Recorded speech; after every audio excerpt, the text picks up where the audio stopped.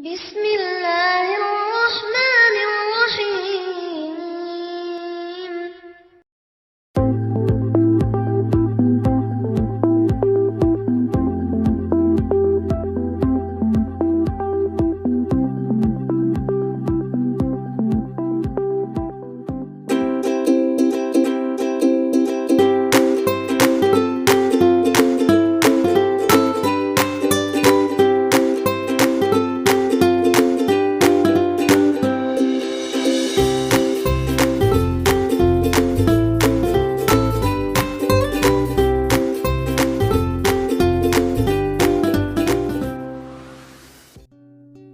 Materi kita hari ini, kita akan belajar tentang memahami Rasul Ulul Azmi. Pengertian Rasul Ulul Azmi. Rasul artinya adalah utusan. Sedangkan Ulul Azmi terdiri dari dua kata, ulul dan azmi. Ulul artinya mempunyai atau memiliki. Azmi artinya teguh atau tekad yang kuat. Jadi, Rasul Ulul Azmi artinya utusan Allah Subhanahu wa Ta'ala yang memiliki keteguhan atau tekad yang kuat. Para Rasul Ulul Azmi memiliki keteguhan, tekad, ketabahan, dan kesabaran yang sangat kuat, serta teguh dalam menjalankan tugasnya, yaitu menyampaikan ajaran-ajaran Allah Subhanahu wa Ta'ala kepada umat manusia. Tahukah kamu siapa saja yang tergolong Rasul Ulul Azmi? Setiap Rasul memiliki tantangan yang berbeda dalam menyampaikan ajaran Allah kepada umatnya. Dari 25 Nabi dan Rasul, ada 5 Rasul yang mendapatkan gelar Ulul Azmi, yaitu pertama, Nabi Nuh alaihi salam, kedua, Nabi Ibrahim alaihi salam, yang ketiga, Nabi Musa alaihi salam, yang keempat, Nabi Isa alaihi salam, dan yang kelima, Nabi Muhammad sallallahu alaihi wasallam. Allah Subhanahu wa Ta'ala menyebut kelima Rasul tersebut dalam surat Al-Ahzab ayat 7, yang artinya, dan ingatlah ketika kami mengambil perjanjian dari nabi-nabi dan dari kamu sendiri, dari Nuh, Ibrahim, Musa, dan Isa putra Maryam, dan kami telah mengambil dari mereka perjanjian yang teguh. Kisah Nabi Nuh alaihi salam. Nabi Nuh adalah keturunan ke-10 dari Nabi Adam. Ia mengajak manusia agar menyembah Allah dan melarang menyembah kepada selain Allah. Selama 950 tahun Nabi Nuh menyiarkan ajaran Allah, tetapi umatnya tetap saja ingkar menyembah berhala. Yang lebih menyakitkan, anak dan istrinya menolak beriman kepada Allah Subhanahu wa Ta'ala. Allah Subhanahu wa Ta'ala berfirman, yang artinya, dan sesungguhnya kami telah mengutus Nuh kepada kaumnya, maka ia tinggal di antara mereka 1000 tahun kurang 50 tahun. Al-Quran Surat Al-Ankabut ayat 14. Nabi Nuh tidak berputus asa terhadap sikap kaumnya yang menolak dakwanya. Ia terus mengajak mereka malam dan siang hari, menasihati mereka secara rahasia dan terang-terangan, menjelaskan dengan lembut dakwah yang dibawanya, tetapi mereka tetap saja menolak dan bersikap angkuh dengan menutup telinga mereka.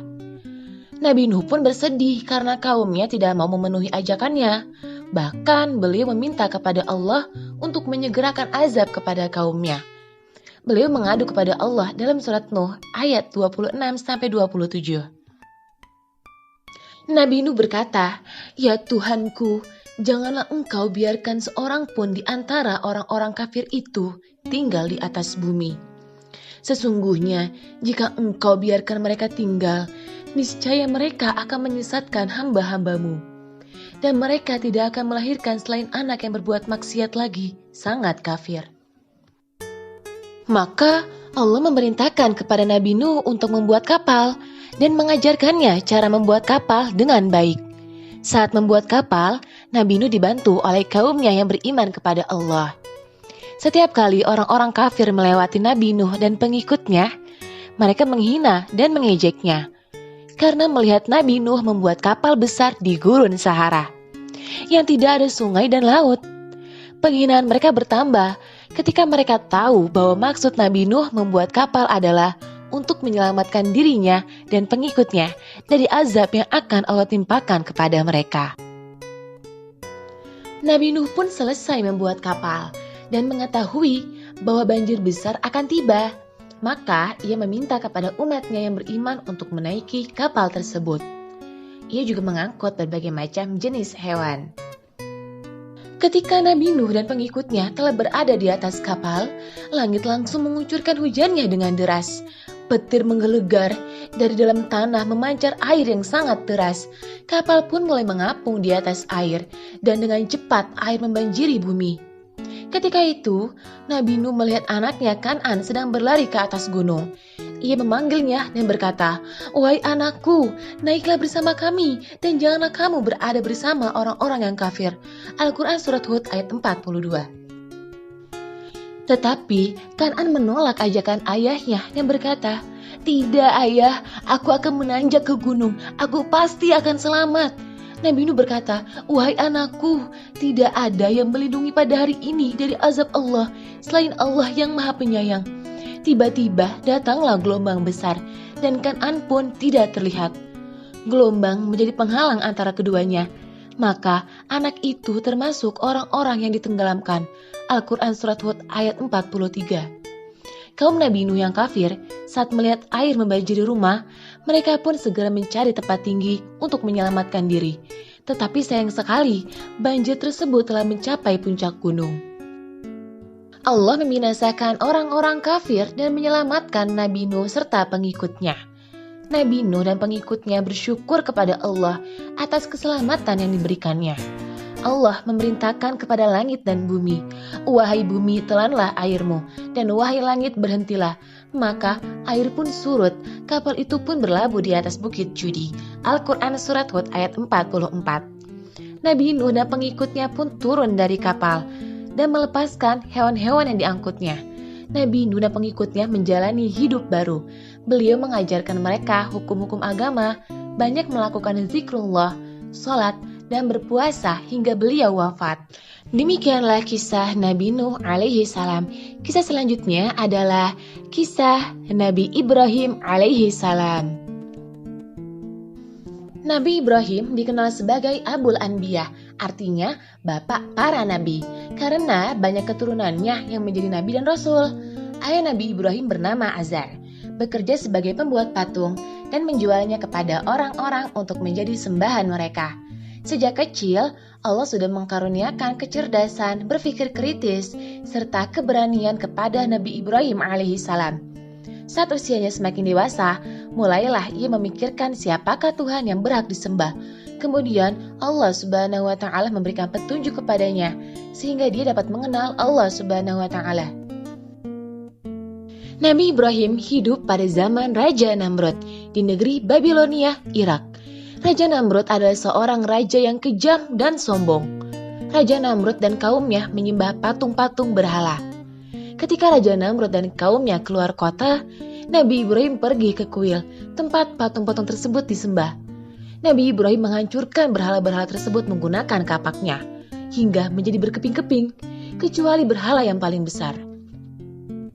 Kemudian Nabi Ibrahim mengalungkan kapaknya di patung yang paling besar, agar kaumnya mengira bahwa patung inilah yang menghancurkannya. Kisah ini terdapat dalam Al-Quran Surat Al-Anbiya. Ketika para penduduk kembali ke kuil, mereka sangat terkejut melihat Tuhan-Tuhan mereka hancur dan menanyakan siapa yang melakukan perbuatan ini. Salah seorang dari mereka berkata bahwa ada seorang pemuda yang membenci Tuhan-Tuhan kita, Ibrahim namanya. Nabi Ibrahim pun ditangkap dan dihadapkan kepada mereka. Mereka bertanya, "Apa engkau Ibrahim yang melakukan ini kepada Tuhan-Tuhan kami?" Nabi Ibrahim pun menjawab bahwa patung yang berkalung kapak itulah yang menghancurkan berhala-berhala mereka. Mereka berkata, "Berhala tidak mungkin dapat berbicara, Ibrahim." Nabi Ibrahim menjawab, "Mengapa kalian menyembah berhala, sedangkan kalian tahu bahwa mereka tidak bisa berbicara dan melakukan apa-apa?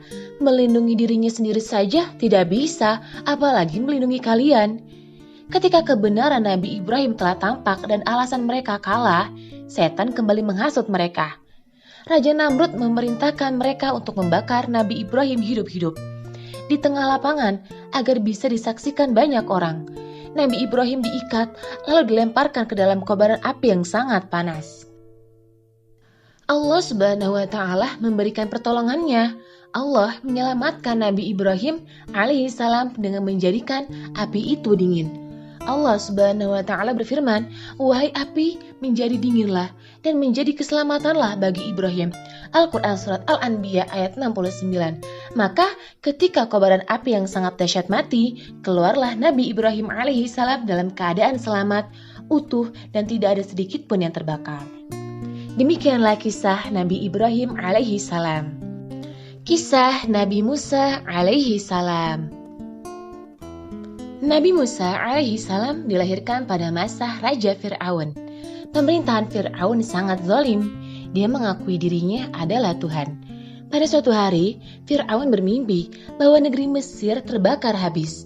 Rakyatnya banyak yang mati, kecuali orang-orang Bani Israel yang hidup. Setelah itu, Fir'aun memerintahkan para peramalnya untuk mengartikan mimpinya itu. Akan ada seorang anak laki-laki dari kalangan Bani Israel yang akan merebut tahtanya. Setelah mendengar arti mimpinya itu, Fir'aun memerintahkan pasukannya untuk membunuh setiap bayi laki-laki dari kalangan Bani Israel. Perintah Fir'aun membuat Yukabat, ibu Nabi Musa, merasa takut karena telah melahirkan seorang anak laki-laki. Allah Subhanahu wa Ta'ala memberikan petunjuk agar bayi tersebut dimasukkan ke dalam peti, kemudian dihanyutkan ke Sungai Nil.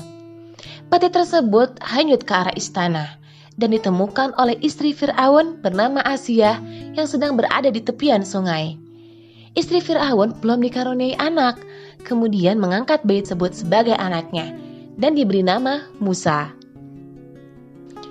Setelah Musa menjadi dewasa, Allah menganugerahkan kepadanya pangkat kenabian, kecerdasan, dan pengetahuan yang banyak. Suatu hari, Nabi Musa melihat perkelahian antara seorang pemuda dari Bani Israel dengan pemuda dari suku Kipti. Saat hendak melerai, Nabi Musa tidak sengaja memukul pemuda dari suku Kipti hingga tewas. Karena kesalahannya itu, Nabi Musa diancam akan dibunuh. Nabi Musa memohon ampun kepada Allah, lalu keluar dari istana dan pergi menuju kota Madian. Di sana ia bertemu dengan Nabi Shu'aib dan bekerja sebagai pengembala kambing, kemudian menikah dengan anak perempuan Nabi Shu'aib alaihi salam. Setelah 10 tahun lamanya, Allah Subhanahu wa Ta'ala memerintahkan Nabi Musa untuk kembali menemui Fir'aun dan mengajaknya beriman kepada Allah. Allah pun mengangkat Harun, saudara Nabi Musa, menjadi nabi untuk membantunya dalam menegakkan kebenaran Allah Subhanahu wa Ta'ala. Di dalam istana Fir'aun, Nabi Musa dan Nabi Harun dengan lantang mengatakan mereka adalah utusan Allah Subhanahu wa Ta'ala dan tiada Tuhan selain Allah. Fir'aun sangat marah dan meminta Musa untuk memberikan bukti bahwa ia benar utusan Allah. Maka Nabi Musa pun menunjukkan mukjizatnya. Tongkatnya berubah menjadi ular dan tangannya mengeluarkan cahaya. Pada awalnya, Fir'aun merasa takjub namun tidak mau mengakuinya. Fir'aun menyebut Nabi Musa seorang penyihir. Untuk membuktikan ia lebih hebat dari Nabi Musa, Fir'aun mengumpulkan 3 penyihir terhebat untuk melawan Nabi Musa. Satu persatu tongkat mereka berubah menjadi ular. Di bawah perlindungan Allah Subhanahu wa Ta'ala, Nabi Musa merubah tongkatnya menjadi ular raksasa, kemudian melahap semua ular para penyihir. Penyihir yang melihat langsung bersujud dan memohon ampun kepada Nabi Musa dan bertaubat. Namun, tidak dengan Fir'aun, ia semakin sombong dan sewenang-wenang terhadap Bani Israel, sampai Allah menurunkan azab kepada Fir'aun dan kaumnya, berupa kemarau yang sangat panjang. Allah juga menurunkan angin topan, hama belalang, hama kutu, hama katak, dan Allah merubah seluruh air di Mesir menjadi darah. Tetapi, semua itu tidak membuat Fir'aun sadar, ia semakin membenci Nabi Musa. Semua musibah ini menimpa Fir'aun dan kaumnya. Hari pun berlalu, dan musibah ini terus berlanjut. Orang-orang Mesir mendatangi Fir'aun, mengusulkan kepadanya untuk melepaskan Bani Israel, sambil meminta Nabi Musa berdoa kepada Tuhannya untuk menghilangkan musibah ini dari mereka. dan berjanji akan beriman kepada Nabi Musa jika Allah menghilangkan azabnya. Nabi Musa pun berdoa kepada Allah. Dalam sekejap, Allah mengabulkan doa Nabi Musa. Namun, ketika Allah telah menghilangkan azab itu, Fir'aun dan kaumnya mengingkarinya. Kemudian, Allah Subhanahu wa Ta'ala memerintahkan Nabi Musa dan Bani Israel agar segera meninggalkan Mesir. Nabi Musa membawa kaumnya pada malam hari. Nabi Musa bersama pengikutnya pun pergi meninggalkan Mesir dan dikejar oleh Fir'aun serta bala tentaranya ke Laut Merah. Nabi Musa dan kaumnya terjepit di antara lautan dan pasukan Fir'aun. Saat itulah Allah memberikan mukjizat kepada Nabi Musa. Allah memerintahkan Nabi Musa untuk memukul tongkatnya ke laut. Atas izin Allah, air laut terbelah menjadi dua.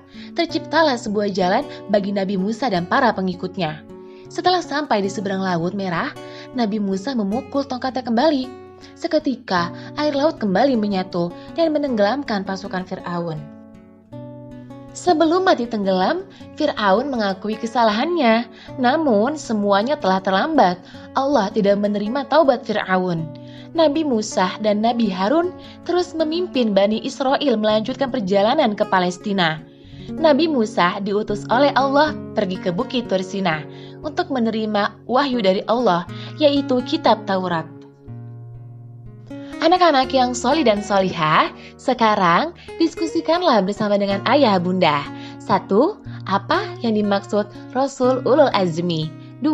Sebutkan nabi-nabi yang termasuk Rasul Ulul Azmi. 3. Tuliskan mukjizat Nabi Musa alaihi salam. 4. Tuliskan mukjizat Nabi Ibrahim alaihi salam. Dan yang kelima, tuliskan mukjizat Nabi Nuh alaihi salam. Selamat mengerjakan ya anak-anak. Demikianlah pembelajaran kita hari ini. Mari sama-sama kita tutup dengan membaca hamdalah. Alhamdulillahirabbil alamin. Tetap jaga kesehatan ya anak-anak dengan menerapkan 3M. Memakai masker, mencuci tangan, dan menjaga jarak. Akhir kata, wassalamualaikum warahmatullahi wabarakatuh.